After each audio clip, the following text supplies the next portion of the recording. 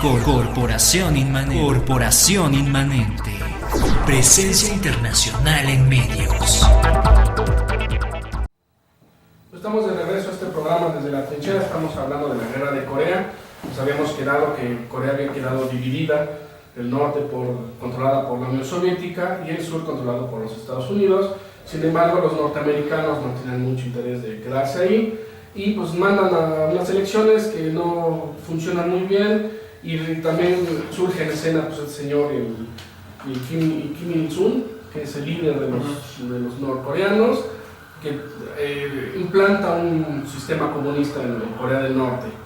Y entonces pues el presidente de Corea del Sur, que estaba un poquito zafado, de repente se le notaba la canica, empieza a hacer ataques a la frontera contra las unidades coreanas, y entonces eso provoca que de repente se desaten las hordas de los coreanos del norte e invadan Corea del Sur y les dan una paliza a los pobres coreanos del sur que no se lo esperaban, y los echan y prácticamente rodean la capital Seúl, queda totalmente rodeada. Esto fue en 1950, y entonces pues la recién creada Organización de Naciones Unidas pues se reúnen en un plan de emergencia, porque pues obviamente no podían permitir que Corea cayera en manos comunistas, y deciden entonces actuar. Y entonces los norteamericanos, y junto con una coalición de fuerzas, entre ellas Colombia y Puerto Rico, que son países la primera vez que actúan estos países fuera de sus fronteras, llegan a Corea, y pues obviamente la situación se les complica a los norcoreanos y pues los empiezan a echar para atrás. La idea de ellos en este momento era de sacar al sistema comunista, recuperar Corea del Norte y echar a los comunistas hasta China, de ser posible, ¿verdad? Porque bueno, la verdad es que fue una matadera de comunistas y de otros civiles. Normalmente los civiles son los que terminan pagando los platos rotos, como siempre, pero bueno, entonces los coreanos del norte pues empiezan a replegar, pero obviamente la Unión Soviética y China no van a permitir que esto suceda. A ellos les conviene que Corea del Norte quede, o por lo menos que si no conquisten en Corea del Sur, pero que sí quede un pedazo socialista en esta zona. Y entonces extraoficialmente, porque nunca fue algo oficial, estos países apoyan a los países, a los norcoreanos, e invaden también, y les dan equipo y les dan armamento, y empiezan entonces una guerra prácticamente entre el occidente capitalista y el oriente comunista. Así es, Marco. Bueno, pues entonces, basándonos en lo que nos estaba platicando Marco Antonio, el 24 de junio de 1950, las tropas norcoreanas con material soviético, es bien importante recalcar eso, los soviéticos les dieron tanques, se les dieron el T-34, que era era de los mejores tanques en esta época. Les dan una división de tanques, les dan apoyo de aviación, no les dan tropas, pero sí les dan equipo. Cruzan la frontera, cruzan el paralelo 38 con la intención de unificar a Corea en una sola, a Corea del Sur con Corea del Norte. Los norcoreanos avanzan mucho. Cuando comienzan los ataques, ciertamente los norteamericanos no estaban preparados para recibir este golpe. Ellos estaban pensando que no iba a pasar absolutamente nada. Tenían una cortina de tropas que nada más eran así como que asesores militares norteamericanos, y en Japón estaba MacArthur. MacArthur era el comandante de las tropas de todo el Pacífico. Cuando él recibe la información de que están atacando los norcoreanos, él se alarma, él pone en pie de lucha a sus tropas, pero todas las tropas que en este momento existían allá en el Pacífico eran tropas verdes, decían que ni siquiera había unos que ni siquiera sabían cómo tomar un fusil. Entonces él junta a todas las tropas que tenía y las lleva a Corea del Sur para tratar de evitar que se rompan las líneas, que las líneas en realidad ya estaban más que rotas porque no logran detener. Los surcoreanos no tenían tanques, tenían algunas baterías nada más de artillería, no tenían aviación. La aviación, que juega un papel preponderante, un papel sumamente importante durante la primera fase de la campaña. La primera fase de la campaña va desde que los norcoreanos cruzan la frontera y encierran a las tropas aliadas en Pusan. Esa es la primera parte de la campaña. Los norteamericanos y las fuerzas aliadas logran detener hasta cierto punto el avance de los norcoreanos a través de la fuerza aérea, pero no era una fuerza aérea que tuviera base en tierra, sino despegaba desde los portaaviones. En la primera parte de la campaña, la fuerza aérea todavía estaba formada por aviones a pistón, por aviones con hélices. Ya existían los cazas a reacción, pero apenas estaban en ese momento en el que iban a cambiar los pistones por la reacción. Sí, estaban en el momento de transición, precisamente.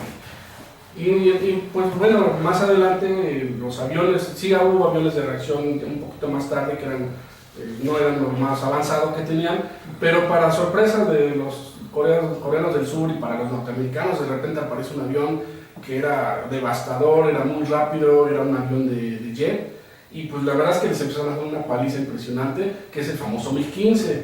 Jamás lo esperaron, no había forma de combatir, y tal fue la sorpresa y la alarma y la preocupación que les dio a los norteamericanos, que tuvieron que desviar sus alas equipadas con los aviones más modernos que tenían, que eran el F-86 Sabre, para tratar de equilibrar la situación, porque la verdad es que sí, el MiG-15 era superior en todo a lo que tenían todos los aliados.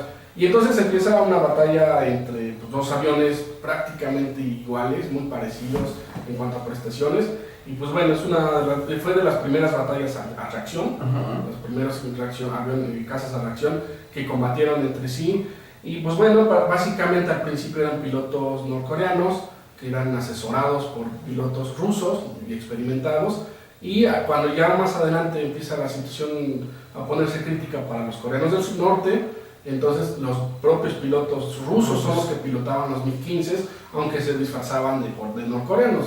Obviamente todo esto era extraoficial, no tenía que saber la ONU que eran soviéticos. Aquí existe un conflicto de aviación, bueno, se llamaba el corredor de los MiGs. Fue una zona donde se enfrentaban la aviación norteamericana con la aviación norcoreana, soviética y china, y a donde se llevaron los primeros combates aéreos, como decíamos, a reacción.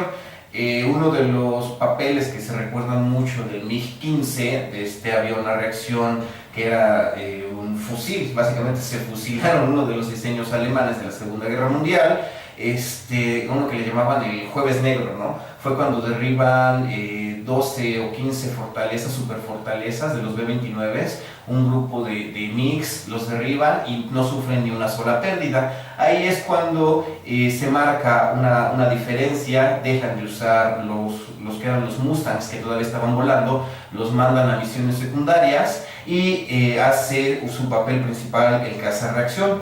Otro de los papeles importantes que tuvo el caza-reacción durante esta retirada fue que, y es muy conocido, ametrallaban a todos grupos de más de 8 personas que vieran en carreteras, fueran amigos o enemigos, ellos se dedicaban a ametrallarlos. Así fue como los americanos, las fuerzas aliadas, lograron detener a los norcoreanos, detenerlos hasta cierto punto.